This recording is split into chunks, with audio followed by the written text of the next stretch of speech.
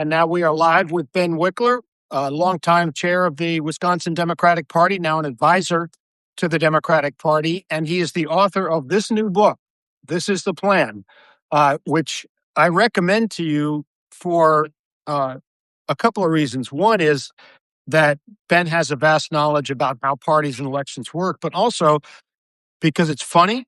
You can read allusions to Princess Bride sprinkled throughout this book. And it's also hopeful and positive and not a doom scrolling exercise like so much of our politics is now. Ben, thanks for being with us. It's great to be with you today, and I'm glad you enjoyed the book. I hope more folks do. Let me start with a biographical question. You have made your career, I think you started at Move On and then started working in party organizations. Why that route for somebody so interested in the political process? Why not as an elected official or a staffer to an elected official? Well, as I write in the book, the first campaign I was ever involved in, I was 11 years old. I was a kid in Madison, Wisconsin, and my mom's best friend, my godmother, was a woman named Ada Deer. And Ada was already kind of an amazing figure at that point. She was from the Menominee tribe in Wisconsin. The Menominee tribe's recognition by the federal government had been terminated. And she led a campaign that wound up passing a national law to restore the Menominee tribe's recognition by the federal government. And then later on, she became a social worker, and then she decided to run for Congress. So when she ran, I was like putting up yard signs and stuffing envelopes for her. She won her primary. The night of her primary victory, she went up to the podium in a moment that is kind of sizzled into my brain. She said, "I've been waiting a long time to say this, me nominee," which was the perfect pun for a Menominee leader who had won a congressional race. And I just got this sense of how fun this stuff could be, as well as how much change you can make doing it. So growing up, I got involved in. I volunteered for Tammy Baldwin's first race for Congress when I was a senior in high school. I interned on a governor's race. I interned for Russ Feingold, the U.S. senator, when I was in college, and I got involved in a whole bunch of different ways. I also think that advocacy and activism is a really important part of the process. So I worked for a number of different groups. I actually worked on Sherrod Brown's first U.S. Senate campaign. But at Move On, I got to be part of a number of fights where public pressure made the decisive difference in ways that really affected the country. One of them, when Barack Obama was president, was a fight to basically allow the passage of the Iran nuclear deal. And the whole idea was to stop a war with Iran by reaching a deal to ensure that Iran wouldn't get a nuclear bomb. And until Trump pulled us out of the plan, it was like a huge diplomatic achievement, but it took a ton of organizing on the ground to ensure that U.S. senators wouldn't torpedo the plan. So I got involved in that. That worked. It felt really great to feel like we'd prevented a war. Now we're in that war. And then when Trump was elected, the fight to stop the repeal of the Affordable Care Act. So I worked with just thousands of people across the country. Ultimately, millions of people got involved, tens of thousands of protests to stop Republicans from ripping away people's health care to give a tax cut for the super wealthy.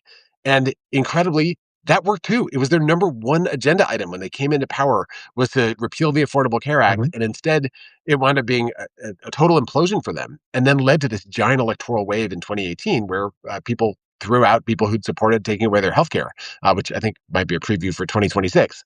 So I saw the power of people in standing up for things that they fundamentally believed in.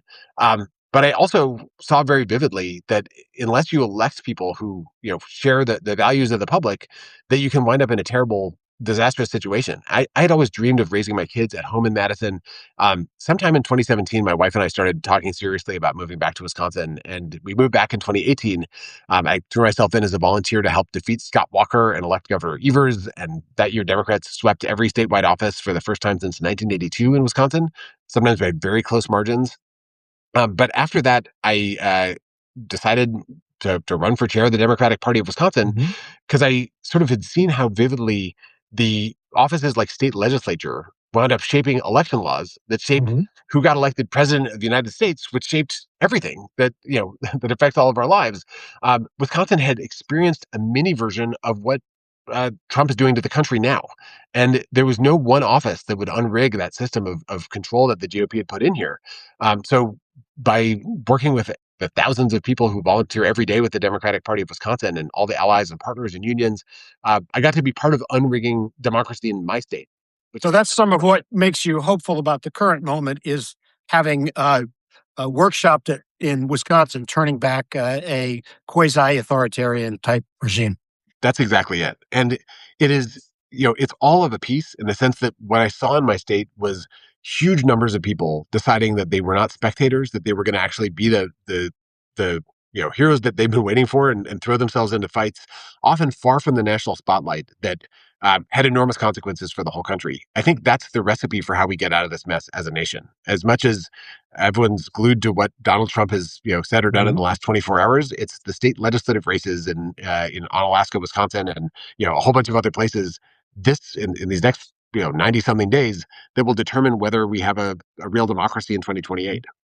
One of the things that I like about your book is that you lay out some simple truths that I think are pretty profound but often ignored.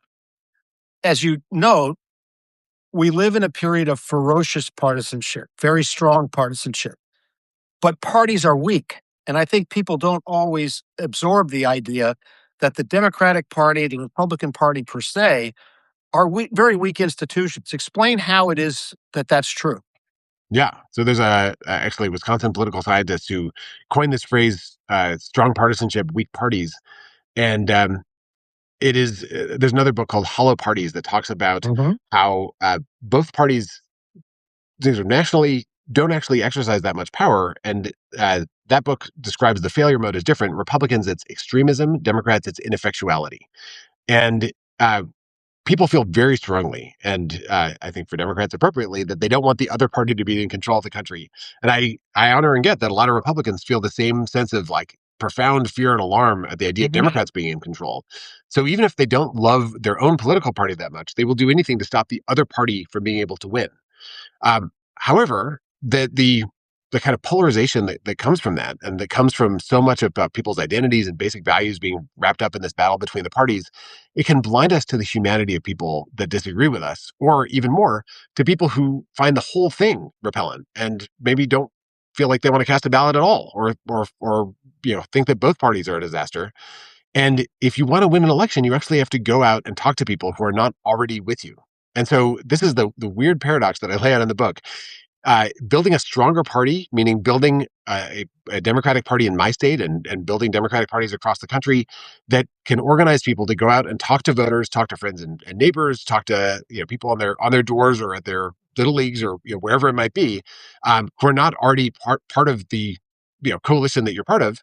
That can reduce partisanship. Strong parties can reduce partisanship by getting people out of their own heads and talking to people who they actually need to persuade. If you want to persuade someone, you have to listen to them and take them seriously and meet them where they are. And when you do that, you realize that not everyone already agrees with you, and there's work to do to find common ground. I want to remind our viewers to send in questions because we'll get to those after Ben and I talk a little bit more. Another book that I think sheds light that's related to the weak party observation is one that was written 40 years ago by Alan Ehrenhalt, who was a great journalist. It was called The United States of Ambition. And the point that he made was parties don't do anything. It is individuals who make the decision to put themselves forward for office who make something happen.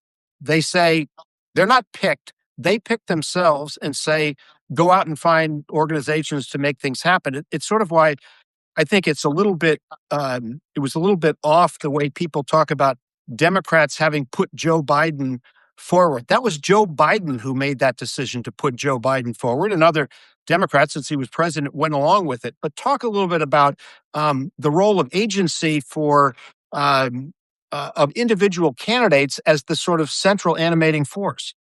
This is one of the biggest misconceptions that people have, and I can understand why you'd have this misconception. But people have this sense that the party is above the candidates, the elected officials, that somehow making the calls and pulling the strings.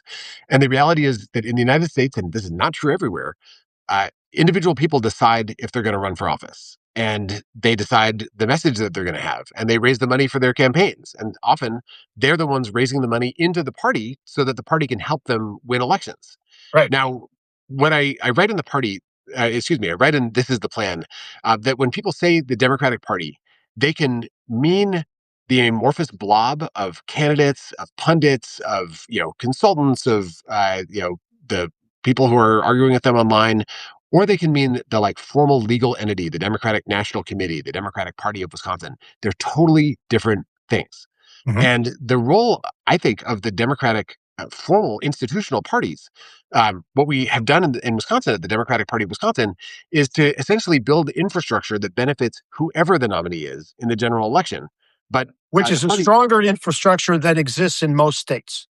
that's right. So the strategy that was launched by my predecessor chair, to her great credit, and what led me to run for chair, was the idea that in every neighborhood, there should be a team of volunteers who take responsibility for meeting the other voters in that neighborhood and then making sure that they vote and hopefully vote Democratic when the election comes. So we have hundreds of neighborhood teams across the state of Wisconsin that work on a year-round basis that show up even when there's not an election close by. They check in and ask people what the biggest issue that's on people's mind might be. They figure out who leaves for the winter, but sometimes happens with some folks in our state, or if there's an apartment building, some places in Wisconsin have apartments and the door's locked and you got to find someone on every floor who's going to open the door so you can talk to the voters there.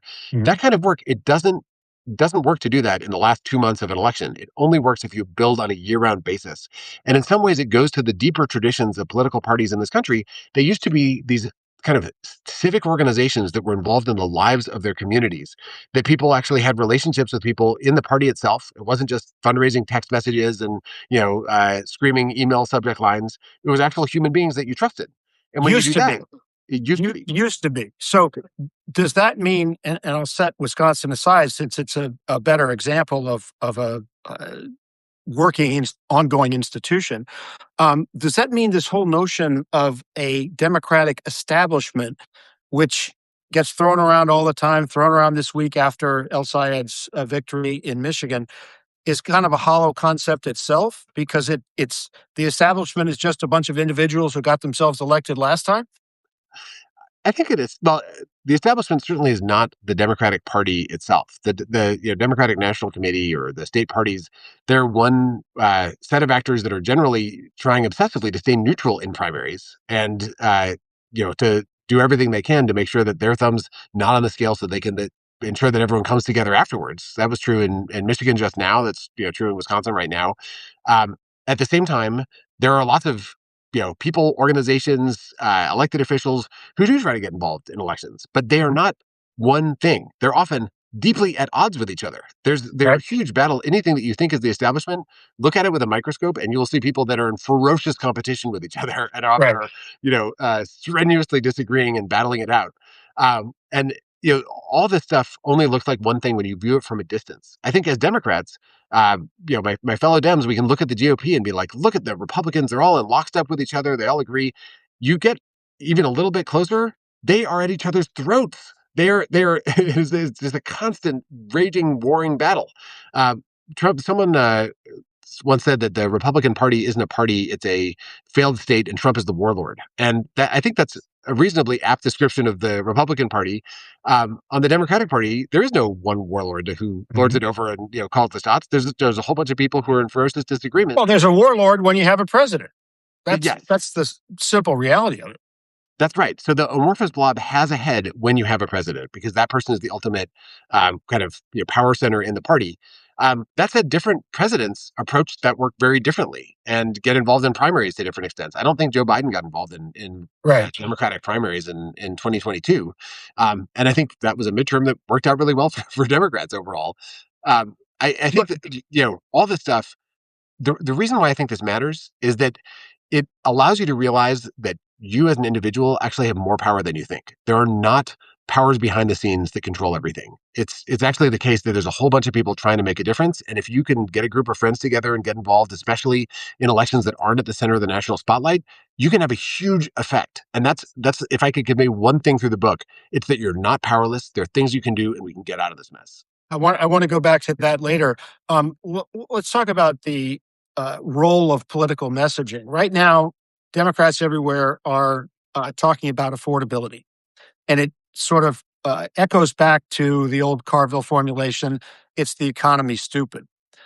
But as you noted in your book, in any given election, 90% of the people know how they're going to vote from the get-go. That is, identity is what's driving their vote. They identify with the party. So when people say affordability is sort of the key message, is it really the key message for that 10% of disconnected people, swing voters, who need to be moved one way or the other, and it's kind of irrelevant for the other 90%? For 90% of people, you know in advance, probably many viewers of this Substack Live, they already know who they're going to vote for this Of fall. It course. doesn't matter what ads they see. That goes to their fundamental values and who they are. Um, there are sort of two types of swing voters. There are people who might or might not vote, and there are people who might vote for either party, but are probably Mhm. going to vote. Some people are not sure if they're going to vote, or if they do vote, who they're going to vote for. All those people, they are incredibly diverse, but they tend to have one big thing in common. And that thing is that they don't put politics at the center of their lives. Mhm. They don't wake up thinking about political news. They don't subscribe to great political substacks. They don't tune into cable news channels, Mhm. the MS Now or Fox or probably CNN. They have other things that they care about, and for them, the same way that the I was saying that the Democratic or Republican establishment looks like one thing until you get close up. Mhm. All of politics can look like one thing from very far away. So Often. those people who don't really care that much about politics, um, those are the difference between getting Tammy Baldwin or getting Ron Johnson. And it's not really about the state swinging one way or the other. It's about grabbing the attention and the sort of transient concerns of that small group of people and capitalizing on them. It's meeting them where they are. That's exactly it. It is not getting them to. It's not. You shouldn't think of it as like pulling them to you, as opposed to the other side pulling them over to the other person. It's who can actually get closer to those voters, Mhm. understand what they care about, listen to that, speak to that, have a credible answer, earn the trust from people. Very often, if you're a swing voter or a sometimes voter, you think both parties are full of it. You think politicians break all their promises. You think this whole thing is a mess. You might care a lot about politics, but are just so heartbroken by the whole thing that you cannot bring yourself to pay attention to it. Or it might be that you hate the conflict so much that you don't want to get criticized by taking one side or the other. And if you want to, as a candidate or somebody supports a candidate, if you want to cut through that, you have to understand what is the very personal motivation for this voter that could actually get them to do something they might not otherwise do. And at this moment, affordability, especially food and gas and healthcare, childcare, these things are elemental for people who would like to never think about politics. So if you can speak to that in a way that's credible, you can earn trust and get somebody's vote. And that is, I think, in a sense, the essential job of politics is making the case to someone who would like to sit it out, that you're on their side in a way that can make a real difference in their life. Wisconsin is one of those swing states where we repeat this trench warfare every election. You make the observation in the book that when you got to election day 2024, you wondered, did all the stuff that I do make any difference? Because you're really talking about inches here. Um, Now, this election might be a little bit different because it's not. The parties may not be moving inches; they may be moving a little bit more, given the unpopularity of Trump. I think that's right, but I would expect Wisconsin specifically to be a toss-up again this year. That's what the national kind of race ratings have it. You have Tom Tiffany, who's a real, profound extremist who tried to overturn the 2020 election running for governor. He has been backed by two billionaire families. One of them, Diane Hedricks, the other's Dick and Liz Uline. They were the Mhm. biggest funders of the Stop the Steal movement during the period after Trump lost in 2020, and they've put in $20 million at this point, something in that Mhm. in that range, into helping Republicans retain control of the state. We have a contested primary in Wisconsin coming up August 11th. Whoever wins in that primary, they're relatively unknown to most Wisconsin voters, and they don't have that much money in the bank right now, which Well, means well, that for let's talk about that contested primary because yeah. one of the metaphors you used in the book is stars in the sky, and voters sort of see little twinkling stars, and they draw some conclusions from those. In 2024, one of those little stars, which I presume you think had some significance, was an old piece of tape of Kamala Harris saying that she supported transgender, gender affirming surgery in prisons. You now have in the Wisconsin race a candidate for governor who is on tape saying, or on social media, having said that Thanksgiving ought to be canceled. Is that one of those stars in the sky that ends up being decisive? How concerned are you about that with Francesca Hong and the what that says to imperil or not Democratic prospects? So Republicans might try to turn this into a referendum on Thanksgiving. I think that there's a very clear direction for Francesca Hong if she's the nominee. If it's David Crowley or one of the other candidates who's the nominee, is to say what Representative Hong just said in an interview. Like, of course, I'm not going to cancel Thanksgiving. This is about making everything more affordable for every Wisconsinite and relentlessly bringing it back. Republicans are trying to distract you from the fact that they're trying to rip you off. That like life is so hard to afford right now, and Tom Tiffany is part of the problem, making it worse, voting with Trump every If step of the she's way. nominated, she can make that work, you think? If she's nominated and whoever's nominated, it is relentlessly diffuse the attack. I read about this in the book. You've Mhm. got to strategically diffuse the attack that you know is going to come, and then pivot onto offense to make it a choice about the Republican candidate. And that's something, there's a sort of transition moment to a general election, and I think we're in the midst of that right now. But this is going to be a campaign on offense. If you look at the primary so far, Democrats just have disagreements about the right candidate, Mhm.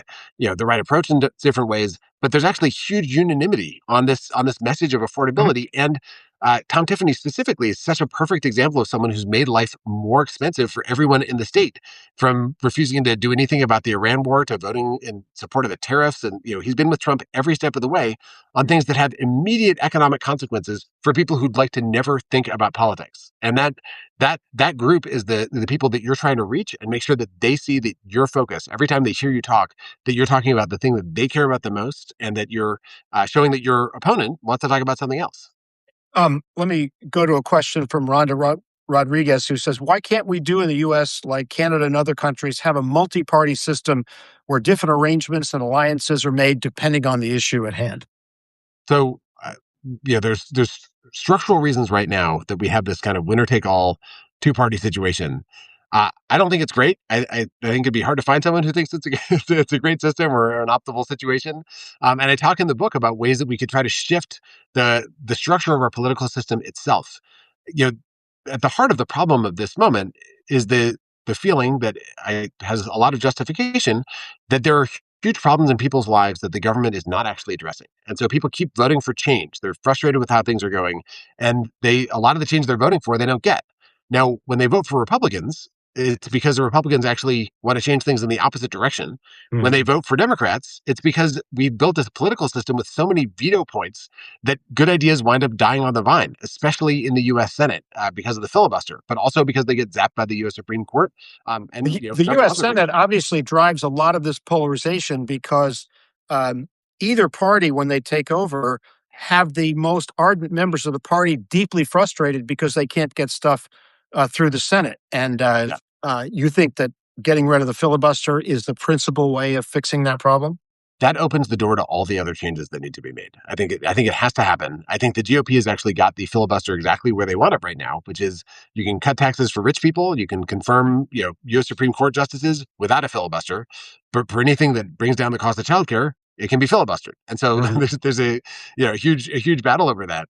I think that ending the filibuster allows you then to pass an actual program. I think alongside making sure everyone can get healthcare and bring down costs and make life more affordable, you've got to address this problem of a broken democracy itself. And one idea in this vein is the idea of proportional representation in the U.S. House. That you Mhm. could have, um, multi-member districts, and you could vote for the candidates that you support, and have votes go on a proportional basis. That would allow third parties and fourth parties to be able to have someone if they can win 10% of the votes in a state where they win, where there are 10 House districts, then you could get one of the seats.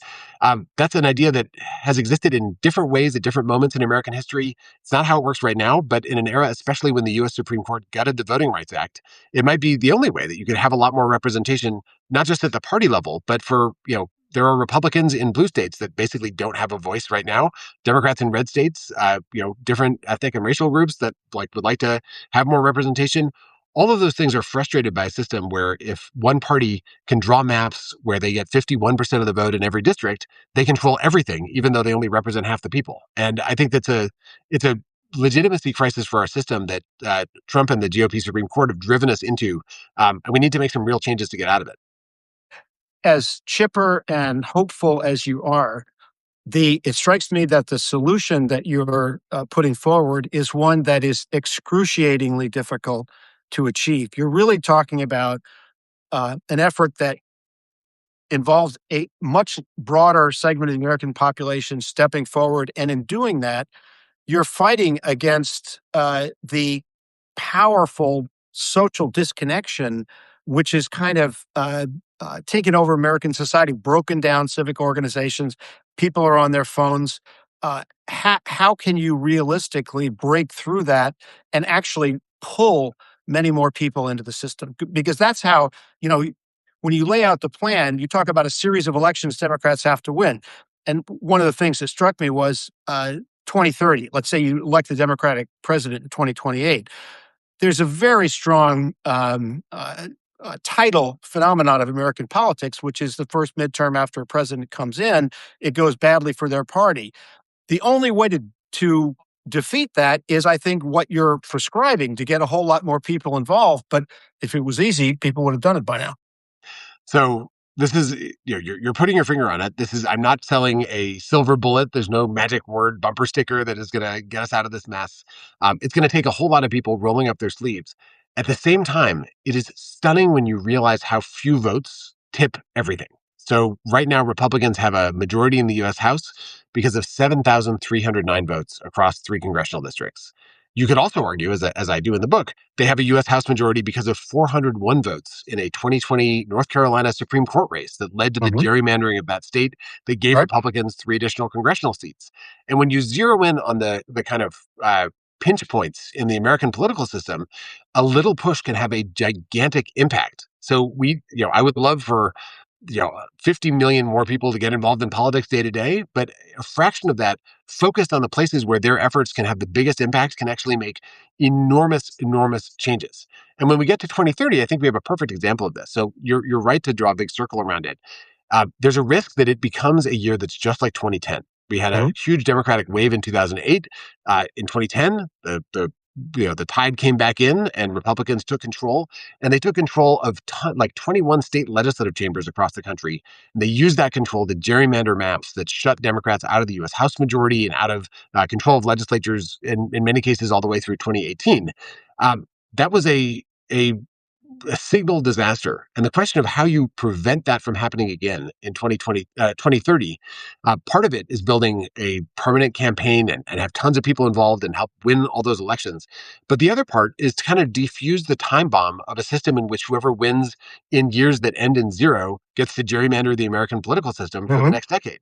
Right. That has to happen in 2029. And the path to being able to do it in 2029, it just takes focus and resolve from the viewers of this Substack Live and readers of the book and the allies and partners that care about this fight. We came very close to banning partisan gerrymandering in 2021. There were 2 U.S. senators who refused to change filibuster rules. Kristen Sinema and Joe Manchin are no longer senators. If Democrats win a majority in the Senate, I'm very confident they'll be winning with candidates that believe that we should change the rules to prevent the rigging of democracy itself. The other thing I argue in the book and kind of map out is that these rules for how democracy functions, they've been changed a zillion times in American history. It is a weird thing about the present moment that we have these gigantic forces on each side, almost perfectly matched, arm wrestling for control of the U.S. political system, change election after change election. But the system itself is like frozen in place. But go back in U.S. history, we used to amend the Constitution, change the size of the U.S. Supreme Court, change the size of the House, change the way senators are elected, change the rules of the Senate, change the way electoral college works. All those things were changed regularly. New states were added. These are all like normal parts of our system that was built to be able to adapt as the country changed. And we've just kind of forgotten that we can do that. But we actually can just do that. And so, I list out, let's have DC statehood. DC would not be the smallest state. Let's invite Puerto Ricans to decide whether they want to be a state. Those things are completely normal in U.S. history. And getting back to that allows us to imagine correctly that this doesn't have to be as hard as it is. We can actually have change that delivers for people. Well, let me ask you about the bubbling up debate about the future of the Democratic Party. You hear a lot of talk about Democratic Socialists of America, socialism, communism from the Republicans. To me, uh, as it works out in practice, it's mostly differences of degree when a Democratic administration comes in. How much effort do they exert to push to the left or to the center? Do you see it that way, or do you think we're coming to a pivot point or fork in the road about fundamentally different kinds of Democratic parties, and that's going to be hashed out in Democratic primaries? So what's very clear is that the Democratic Party is a very big tent. It's a tent that goes everywhere from conservative Democrats in, very often who are leading candidates in red states, to Democratic Socialists in different places. And to be a party that can contend and fight, national elections and elections everywhere, you have to be a big tent that contains multitudes. So I agree with you that this is about how big the tent is and how big the spectrum of ideas is, and then where you find common ground.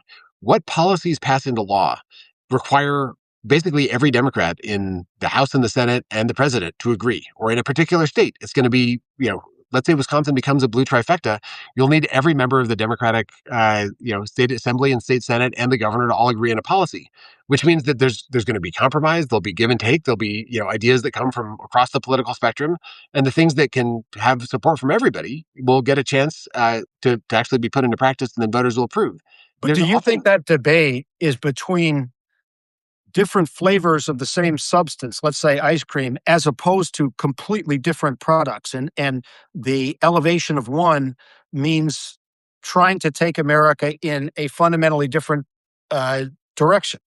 I think that the vast majority of Democrats, including within Democratic, self-identified Democratic Socialists and, blue dog Democrats, they have a shared set of core principles around the idea that the government and the economy should work for working people, Mhm. that we should be a democracy where the people get to write the rules, not just the wealthy and super powerful, and that we should be a country where everyone's rights and freedoms are protected. And those are kind of the animating ideas of the Democratic Party right now. They come out in different ways from different mouths, but exactly what that looks like. Let's say the debate over Medicare for all.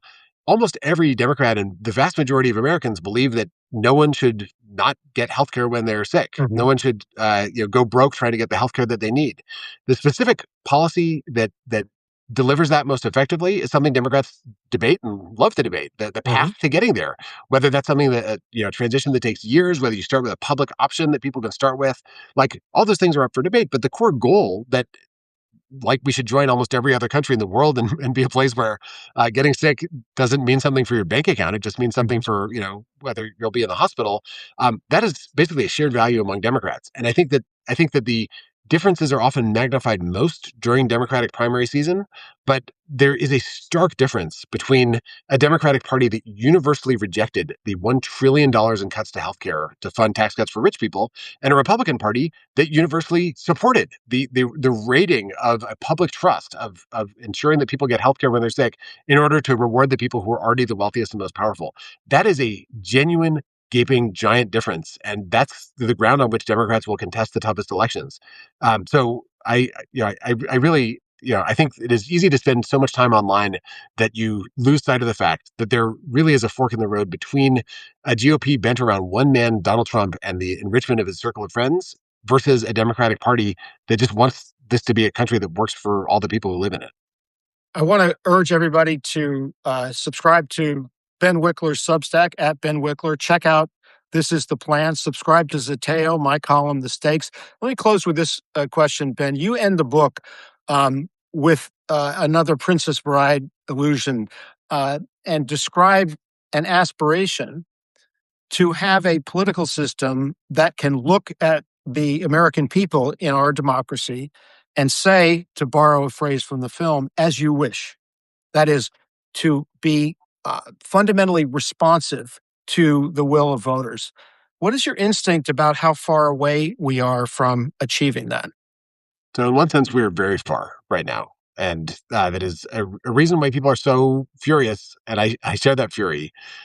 There's one study that found that the opinions of the bottom economic 90% of Americans have no discernible impact on the policies that actually pass. that you can look at what the top 10% thinks, and that has a huge impact. And when the top 10% agrees with the bottom 90%, then it looks like the public has a say. But when they disagree, the wealthy get what they want, and the rest of the country can pound sand. That is not how democracy is supposed to work. That is a real sign of a brokenness in the system. So there's a big gulf between where we are now and where we need to be. But the other side of that coin is that the changes in how the political system works, they can happen pretty quickly. And they have happened pretty quickly at different moments in American history. I write about the progressive movement, the capital P progressive movement in the book. This was, how we got out of the Gilded Age, the age of robber barons that bought and sold politicians and wrote the rules.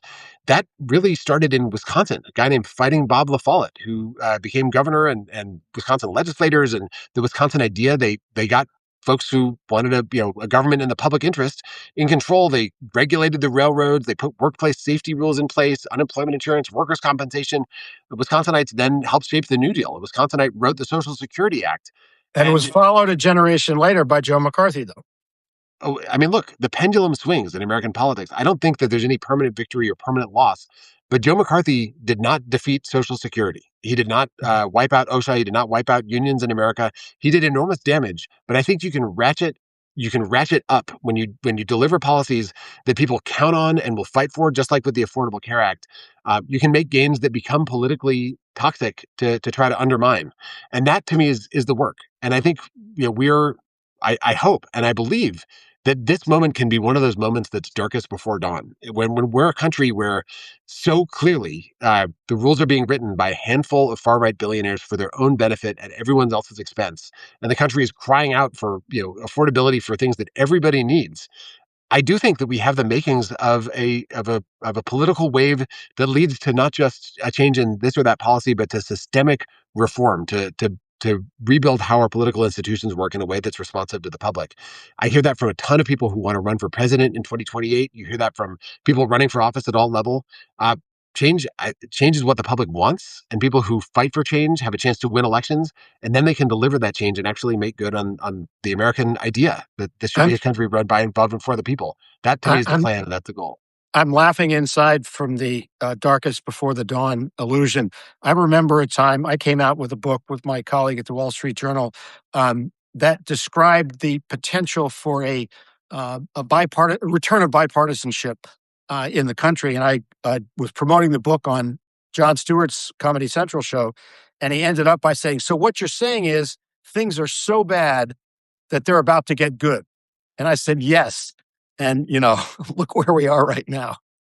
John McCain famously liked to say, it's always darkest before it turns completely black. Right. And he had a point too. But there are these giant cycles and waves in American history. And one of the things I write about in the book, we're in this weird moment now that's lasted 26 years where, unlike almost every other period in our nation's history, we're perched on a knife's edge where things could go either way. And we've had more changeover in which party has the White House, which party has the U.S. House, which party has the Senate in this century than at any other period of equal length in the history of the country. So in a way, we are in the midst of a reckoning, and it winds up breaking one way or the other, like over and over. If you look back, you think your kids are going to see the pro-democracy side of that knife's edge?